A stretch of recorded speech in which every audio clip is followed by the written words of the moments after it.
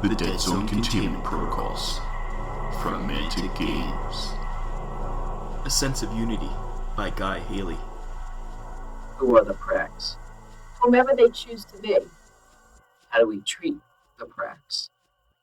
With the greatest of respect. How should we think of the Prax? We do not think of them. What is the appropriate response to the Prax? The appropriate response is caution. Elementary Asterian mantra inculcated into all juveniles at the dawning of the seventh spring of life. Cole Ho Min was in absolute accord with his surroundings when the grand Caden Hei Zhen came to shake his world.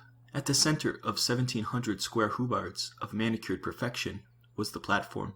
At the center of the platform was Cole Ho Min. All flowed out from him, and all was reflected back into him, at one with the universe, but apart, as it should be. He let out a tremulous breath at the pleasure of unity, the only sign to any observer that he was alive at all, not that any did observe him. The gentle rhythms of the temple went on around him, disturbing him no more than wavelets, lapping, disturbed the imperturbable rocks of the ocean. Monks and their acolytes knew better than to disturb such as Cole Ho Min at meditation. He was regarded with awe and a little terror. Cole Ho Min was a master, a fifth high son of the Emerald level, Cypher Squad Prime without compare. The many times he had turned down the honors of higher command had been taken without complaint. The Asterians believed all things had a use they were best fit for, and who knew better than the object in question what it was suited? A hammer never desires to be a saw was a common saying. A hammer, Cole Ho Min remained. He was the best of the Cypher Primes, and tutor to many lesser warriors of his rank. And so he was allowed to remain High Son, and progressed no further through the ranks of the Asterian military command, although his grade of mastery brought much respect. Thus all was right with the universe. As there were heroes of ancient days that were revered and looked up to, so Cole Ho Min was looked up to, be one day revered when the time for his passing eventually came. Cole Ho Min was the master of his body and soul. He was in complete control of his being, from the lowest vibrations of his elemental constituents to the deep thought waves that came from the universal heart and into him and thence back out again, making of him one part of a whole, but apart from the whole, a necessity in his line of work, for without such a high degree of unity, the meshing of the spirit the cipher writers underwent with their avatars would be unsure and prone to malfunction. Such grace Cole Ho Min had, such unity, he was loved and envied in equal measure, a warrior without peer in his field. Yet even Cole Ho Min knew fear when the Grand Caden Karu Zhen came to him in the garden of yesterday's temple and told him that the Prax would speak with him that afternoon. Do not approach the Prax, Haisan. Do not anger him. Do not insult or belittle him, whether by intention or by mistake. Do not. Cole Ho Min held up a gloved fist, silencing the Grand Caden. Please, Great Master. I am aware of the gears involved. I am aware of what must be done and what should not be done. I will not bring trouble upon the Tesseract through ignorance. The Grand Caden bowed 3 times in quick succession. Cole Ho Min heard it in the rustle of his robes and in the shift in his shuffling feet. Very well, Hassan. Very well. Cole Ho Min wore his finest robes, yet not too fine. A high-collared long shirt of dark gray, a metallic blue tabard over it. His supple limbs, slender to human eyes yet possessed of iron strength, were wrapped in prayer bandages of second-grade silk. One did not approach the Prax in first-grade silks, for risk of offending them with ostentation. Many other details of his garment were likewise ritually prescribed, from his heeled boots of scarlet to the dangling silver armlets clasped around his biceps. All was according to custom laid down in ages past, and Cole Ho Min had done it all correctly.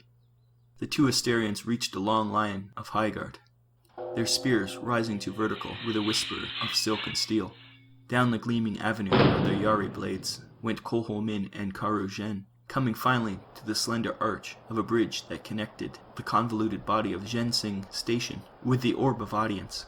Fretwork barriers guarded the edge, not detracting from views of space above, below, and all around them. The world of Elif, where yesterday's temple was situated, lay at Cole Ho Min's feet, a gleaming orb whose artful geoengineering was especially pleasing viewed from high orbit. They reached the end of the bridge. The great doors guarded by 2 pairs of semi-active proto-golems slid aside. Beyond the doors was the Orb of Audience. Within the Orb of Audience was the Prax, which was as it should be, But the Prax was not at one with his surroundings as the Asterians were. He stood out, a blood flower in the field of dry grass. The Prax never had, nor ever would, find unity. The sensation of its individuality was as offensive to Kolhomin as the stink of rotting meat. The Prax knew this was how Kolhomin felt. Kolhomin knew the Prax knew he felt that way, but he did not allow it to show in his expression. And so the deadly charade began. The essential fear the Asterian had for the Prax buried under layers of ritual and custom. One did not offend the Prax by showing fear. One did not offend the Prax at all. The Prax could and did appear however they wished to be seen. The Prax was dressed today as an Asterian, lithe and tall, a face of beauteous symmetry, crimson eyes, and long platinum hair tied up in the latest of grander fashion. Kolhomin began his 14 passes of ritual approach, but the Prax stopped him halfway through the second. Do stop that. It is an enormous waste of time. And although I have time to spare, I think you do not. He smiled wolfishly. His movements were hyper-energized. No Asterian moved so. The Prax's true appearance was a mystery as deep as time, but they could never hide what they were. Not truly. Until that moment, Kolhomin did not know which Prax awaited him. Now he did. The Prax before him was simply known as the Poet. There were 23 Prax known to the Asterians. Each was different from the others in temperament and disposition, though all were mercurial and deadly. They were older than the Asterians by far, those who called themselves old. One did not underestimate the Prax. The Poet was among the worst of them, devious, his manipulations stretching across the galaxy and down the generations, sometimes seeming benevolent, sometimes anything but. He had interfered often with the Asterians, not always to good effect. I greet you, Poet. Said Kolhomin simply. You summoned me? The Prax waved a jeweled hand at a chair. It took one opposite, avoiding the throne provided by the Asterians for visiting Prax. Come sit with me. I have a favor to ask. Kolhomin raised an eyebrow. Oh, don't look at me like that. I can ask a favor, can't I? As one sentient to another. You people really need to lighten up a little. We watch you crawl out of your caves and set upon the road to the stars. Always so serious, so guarded. You ought to take a leaf out of the human's book. Kolhomin sat down. A servant rushed forward with a decanter of fine wine. They both took a glass. The humans are vermin, Said Kolhomin. destructive. It has been noted that they interest you more than we do in this era. The Prax pursed his lips and nodded, waggling his head from side to side. No Asterian was ever so physically expressive. Yes, they are destructive. He broke into another wide smile. But they don't know how to enjoy themselves. He flapped a hand. Anyway, it's about them, in a roundabout way, that I have come to you today. For a favor. For a favor. Repeated the Prax. It drained its goblet in one, and motioned for more. A draught of wine was worth a king's ransom. Not bad. It said. Not bad at all. He nodded at the servant, encouraging him to fill the goblet to the brim. When the servant withdrew, the Prax continued. The great scourge is back. I have heard. Said Kolhomin. Grave news. Well, yes, grave. We'd all rather it weren't. Those greedy fools in the human government have blundered right into the death arc, releasing the damn stuff straight into the galaxy. One of my siblings did try to warn them about it, but they never listened about the really important stuff. So much for them being able to enjoy themselves. Said Kolhomin. Karujen drew in a sharp breath through his teeth. Kolhomin paid it no heed. This was the Poet. One needed to give as well as take, or he would destroy you. Each Prax demanded its own response. Quite, Said the Poet. There has been another outbreak as usual. The Galactic Co-Prosperity Sphere government has locked the planet and shut everyone out. He rolled the glass between hands that Kolhomin was sure had rolled suns. For reasons of my own, let us say, I would rather that the information regarding this particular outbreak were public knowledge. I see. Said Kolhomin. And what would you have me do? Whenever the corporation provoke an outbreak, they quarantine the planet and shut off their communications nexus, the Navicorp they call it, removing it instantly from the corporation's cartographic and mercantile net. If you are aware how human starcraft operate, you know that this lack of beacon makes it rather difficult for their super Lumina craft to reach the world in question. I want you to turn it back on again. Kolhomin had taken the barest of sips of his wine. He put the goblet down upon the table between himself and the poet. Why? Something ancient and dangerous flashed in the Prax's borrowed eyes. He leaned forward. Let me worry about that, shall we? He sat back suddenly, spilling some of his wine. If you wish to send in further cipher teams to destroy the artifact and those afflicted, go ahead. But it is the imperative that the Navicorp is reactivated. It is in your best interests. I am very fond of the Asterians. I hated to see anything terrible happen to you. Whether a warning or a threat was immaterial, one did not refuse a direct request from the Prax. The Gulf and Hang ghosted into the Nexus Psi system, passing easily between a pair of Enforcer cruisers. The humans' primitive technology did not detect them, nor would it. The Gulf and Hang took up geostationary orbit in the lower reaches of space, close to the edge of the atmosphere. There it would stay throughout the operation. Not that the duration of its stay mattered in regards to its detection. It would not be seen if it were there for a year. Kolho Min finished his inspection of the ciphers within their cryotanks.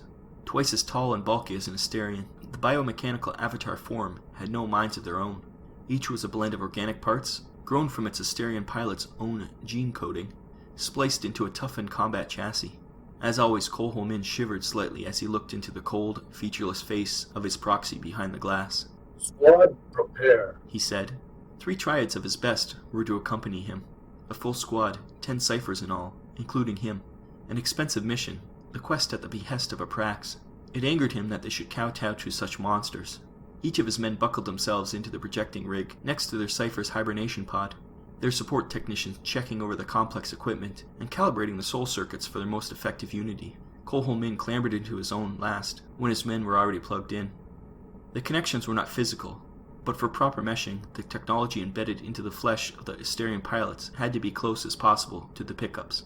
A second level of remote operation was available, with the pilots away from their projection units, but this distance increased the risk of fatal disassociation should the cipher be slain, Cipher units awakening, Hyson. said the lead technician. engage interface, initiate projection. Kolho Min ordered. The lid of his projection unit slid down, encasing Kolho Min in a plastic womb. A jolt of pain in his lower back started the process. The world beyond the clear window of the projection unit narrowed to a circle and diminished, as if he were falling down a hole. When sight returned, he was looking out of other eyes. His cipher felt groggy with long sleep, while he was still groggy with the projection. He ignored his twitching true body beneath its sarcophagus lid, and went into exercises, engaging his being fully with his towering war body. Kolho Min was well practiced, and the feelings of sickness retreated rapidly. As his men emerged from their capsules and commenced their own ritual of centering, he armed and armored himself, more technicians aiding him in donning his complex stealth armor and preparing his no-energy gun. Heavy plates encased his cipher's limbs. A swept-back crown piece covered in communication spines was fixed into place on its head. Wings housing the suit's stealth systems were fastened into place at the shoulders. 7 brief ailerons later, and he was climbing into another tube, this time into an orbital insertion pod. Riding a cipher was to undergo several births, one after the other, each time the cybernetic facsimile was mounted. When all members of the 3 triads were each sealed into similar pods, he gave the order for the drop.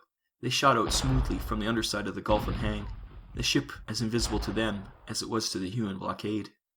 Their pods were likewise cloaked and passed unobserved. Through MindLink, Kolho Min watched the surface of Nexus Psi rush at him.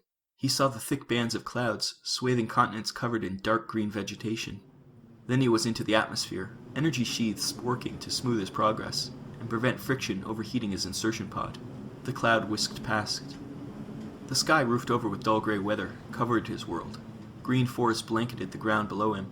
His pod decelerated smoothly, gravity impellers slowing it comfortably yet rapidly. There was a brief thrash of branches against its sides as it passed the treetops. It touched down perfectly, and the door sprang open. Kolho Min's cipher was out instantly, weapon in hand. His men followed. The trees presented a continuous canopy over them. The forest floor was dark. This way. He said, motioning with his rifle. He was a ripple on the air, hidden from all detection, but his men could see him. The outpost we seek lies 2.7 hectares west. Silently, the cipher team ran through the forest, their passing unnoticed. The human city was ugly. Prefabricated sections bolted together with no thought at all to form, and from what Kolho Min could discern, barely more thought given for purpose. The desperation of the forest around the settlement was shocking. Wide scars of clear felling, dumps of trash that would never degrade, machinery made of inadvisable alloys, already rusting in the heat and rain. To call the settlement a city was an exaggeration. Kolholmin estimated a maximum of 3,000 humans dwelled in its cramped precincts. Upon the side of dirty yellow building was stenciled in orange human letters, already streaked with oxidization, G37. Lesser numerical designations marked each intersection. Someone had scrawled what he guessed to be unofficial street names beneath these. Now blood vied with green pleurosi and rust to obscure them. Bodies lay half buried in the mud of the streets. Many showed signs of having been devoured. The linked senses of his cipher and his war suit spared him none of the miasma of death that choked the place.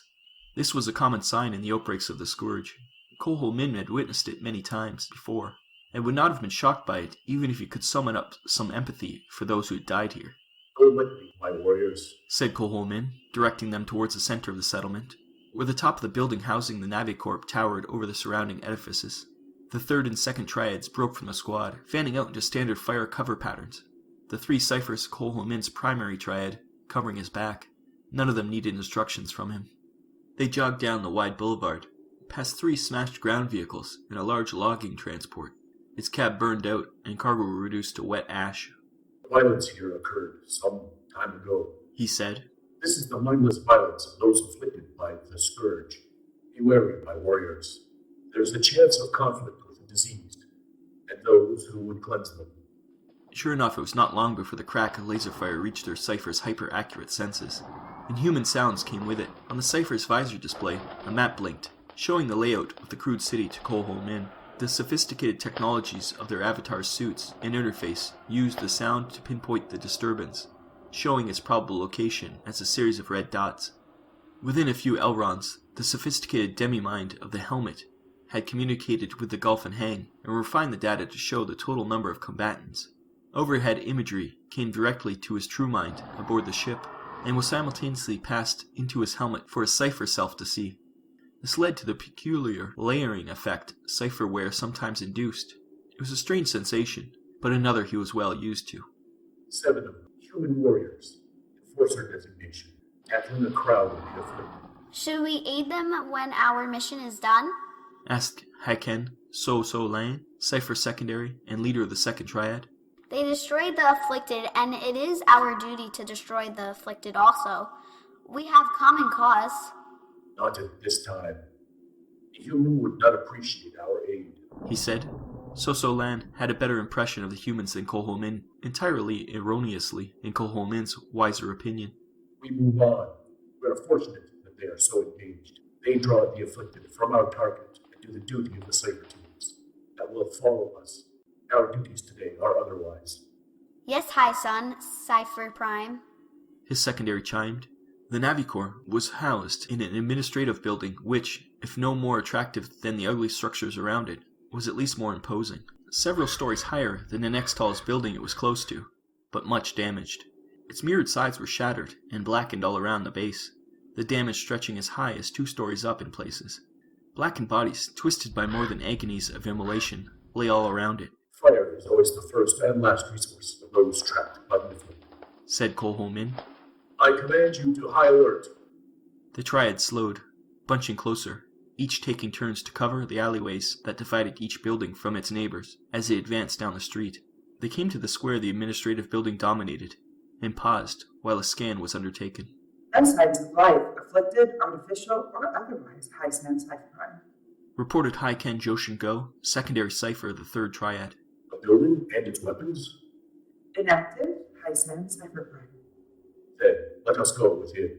Stealthily, they crossed the street and entered the soot-streaked foyer of the building, the sounds of battling rattling in the distance. His men took up station around the foyer, covering the twin staircases and the bank of elevators that led to the upper levels. Behind a long marble reception desk, the word Riker was spelled out in metal letters, an ostentation version of the human script. A large blood splatter marred the sign. A glance behind the desk showed Kolholmin whose blood it was. A signal went up from the third triad. The cipher stopped, the layered ripples their camouflage made on the background freezing in place. What is it? Kolholmin asked. Nothing. I thought I heard something. Now all I hear is the drip of water in the creak of the dead building, said Joshin Go. No warning should go unheeded. Kolholmin looked around. the sensors of his avatar taking in and processing the smell of rotting fabrics, old blood, and the tang of greenery beyond the city limits. A sharp, eager scent. The trees and the plants were poised to retake what had been taken from them. I doubt we are alone. This mission has proceeded too well. Their staircases wound squarely around one another in the center of the building up a wide atrium, broad landings leading off each level. No doubt the humans were trying to create a sense of space, but it was poorly done and left the ciphers with little cover. One by one, the triads of ciphers advanced in fluid, bounding overwatch. A raised fist from the lead Asterian. Movement. Kolho Min sent his second triad to join the first. The three of his triad acted as rear guard, while Kolho Min sprang up the stairs. Rifles pointed down the corridor, leading off from the open atrium. A bang, a desolate moan. The afflicted. They will not sense us. Stay still. Let them pass, and we will continue on our way, said Kolho Min. It was not to be. A dozen twisted humans, mutated into creatures of the second stage of suffering, occupied the corridor. If it had not been known what they had once been, Kolho Min would have struggled to guess at their original form. Their bodies were swollen with infection, skin bulging with retained fluids, hanging down in rippled folds of their hands and feet. Their bones had grown, pushing out in jagged spines from suppurating wounds, or grown broad into armored plates covering back and thorax. Such second-stage creatures could move exceedingly quickly, their infected bites passing on the scourge to those they did not devour. The creatures were ravenous for flesh, needing the material to fuel their own transformation. Whatever simple human minds had once occupied the bodies had fled. These creatures were animals now, reprogrammed to do one thing, and one thing alone, spread the scourge, or the plague, as the humans called it. Unable to see the ciphers, they passed, aimless and restless. With luck, they will pass, he said. Hyson Cipher Prime above. Coleman glanced up the stairs. More of the creatures came into view on the next landing. Shall we fall back? No, said Kolhomin. We must be steadfast, and then we must be quick. We are close to our objective. The first triad soundlessly redeployed, moving up the stairs from the level below to cover the landing above Kolhomin and the second and third triads. He had his men hold until it was apparent creatures on their level were coming right for them. Reluctantly, he gave the order. Fire! He said calmly. Bright bolts of white no energy blazed across the room, impacting with the pulpy flesh of the monsters. Those that did not fall instantly reacted, leaping forward towards the source of the weapon's fire, with no thought for their own survival. A blood-curdling roar came from above. There was a sound of rapid scrambling, and a tide of diseased flesh came pouring down the stairs. The Cypher's guns were practically silent, but the noise of the battle filled the open atrium like a thunderstorm. Bloated bodies exploded messily, spraying contaminated fluids all over the squad. Plexiglass panels shattered, crashing to the ground. The air hissed as no energy undid its atomic bonds. The creatures roared, cut down in mid-air as they leapt at the Cypher team, slamming into the lobby floor below. One made it through the wall of fire, bowling over Ujin Kar, second tertiary of the first triad. The rotting tips of the creature's hands, distal flanges gleaming through the ripe flesh, ripped off the faceplate of the Cypher and plunged its razor-sharp claws into the organic components beneath before they gunned it down. The gunfire stopped. The afflicted were all destroyed. The last death echoed around the building's hollow center. Tense silence descended. No more came. Josh and Go knelt by the Cypher of Ujin Kar. Dead, he said simply, confirming what the Cypher's armor had already told them. How fares Ujin Kar? Kolhomin made the effort to speak with his true mouth. The Cypher signals were carried on a brief pulse of seemingly random EM that should be dismissed by the humans. Still, every extra iota of information brought with it the risk of discovery, and Kolhomin wished to avoid that if at all possible. He felt his mind retreat from the Cypher a little as he spoke aboard the Gulfin Hang. A muffled voice replied, heard through the ears of his true body. He lives, Hyson, Cypher Prime, although it is too early to see what damage may have been caused by the disassociation, if any. Kolhomin retreated from his true body back into the Cypher, a wave of nausea afflicting him in reaction to the brief moment of duality. He steadied himself, seeking unity. We must make haste, and we have undoubtedly been detected. The Nav Corps is on the 6th level. Go! Josh and Go activated the dissipator of Ujin Kar's Cypher. The armored form smoked briefly before collapsing into a fine, undifferentiated white ash. A waste. It would take many moons for Ujin Kar to bond as well with a new Cypher. They clattered on, stealth abandoned, racing for their prize. 5 Elrons later, they had located the Navicore suite. Irfan Khan Udash, their technical specialist, entered with Kolhumin. The suite occupied a large room at the very summit of the building, windowless, powerless, and totally black. The advanced sensors of their ciphers picked out the details of primitive computers and communication relays in the unnatural dark. They have not destroyed it. This is good, said Irfan Khan Udash. My work will be more difficult if we do not deploy our own device. He tapped a box attached to one leg, housing a much smaller, more powerful Asterian version of the Navicore. But if we can restore their own equipment, there is a better chance of our role here going unnoticed. How long to activate? 2 to 7 Elrons, GCPS superluminal communications technology is dependent on quantum entanglement. Primitive, said Kolholmin reflexively. Particles have remained aligned, maybe less time, but if not, I must recalibrate them. You have the coding? The message has been written to resemble a GCPS standard intelligence missive. The revelation of this Deadzone to the wider galaxy will look like a mistake on the part of a local commander. 5 Elrons of transmission is all we require, said Kolholmin. That is all the Prax wished for, and that is all that we will receive. Then we must hold here for 12 Elrons in total, at the outside. I work swiftly. Hyson, Cypher Prime. Udash bowed. Kolholmin nodded curtly and joined the other 7 ciphers outside, the 3 members of the first triad falling in behind him. He directed his men to cover. The rest of the floor was filled entirely by a gallery of floor-to-ceiling windows that went around the central atrium and the Navicore suite. The triads took up position at 3 of 4 corners, 2 of them covering the stairwell. From above, the settlement looked uglier than at ground level. The contrast between forest and human outpost stark and unlovely. Fires burned in the southwest district, sending thick columns of black smoke skyward. They waited in silence for 7 Elrons. Suddenly, a loud and unsettled transmission blared in Kolholmin's cipher ears, the chitter of high bandwidth data on repeat. Kolholmin reduced the volume as Udash came hurrying back. It is done. You must wait until the signal has played out for 5 Elrons, said Kolholmin. Then we shall be away for extraction. I sense Cypher Prime. Human enforcers approach. Coming in folding petal, beware. Red dots sprang up on Kolholmin's map display. 4 enemy entering the building from below. Eyes skyward, they swoop as eagles. He ordered tersely. The remaining 3 enforcers came up in the air, jump jets blazing. They took up a hover in front of the south gallery. Ruby light beams stabbed from their guns, smashing the windows along the wall. Still unable to detect the ciphers, they jetted into the building. The heavily armored human warriors landed with a crunch of plexiglass, the blue-white of their jets cutting out.